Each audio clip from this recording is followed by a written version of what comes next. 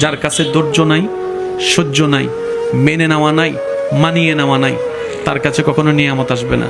এই ক্ষেত্রে আমাদের অনেকের মনের একটা চাপা প্রশ্ন থাকে, জানতে চাওয়া যে ধৈর্য তো অনেক ধরেছি, আর কত ধৈর্য ধরবো, সহ্য তো অনেক করেছি, আর কত সহ্য করব।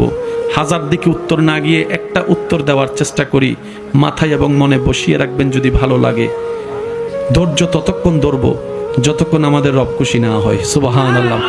যতক্ষণ রব খুশি না হবে ততক্ষণ ধৈর্য, ততদিন ধৈর্য, তত মাস ধৈর্য, তত বছর ধৈর্য। কারণ আল্লাহ তাআলা জানেন কখন নিয়ামত দিলে আমাদের জন্য ভালো হবে, এটা আল্লাহই ভালো জানে। ওই হুকুম আসা পর্যন্ত অপেক্ষা করতে হবে, এটার নামই ধৈর্য। কোনো হা হুতাশ করা যাবে, আফসোস করা যাবে? আল্লাহ দিল আলহামদুলিল্লাহ, না দিল আলহামদুলিল্লাহ।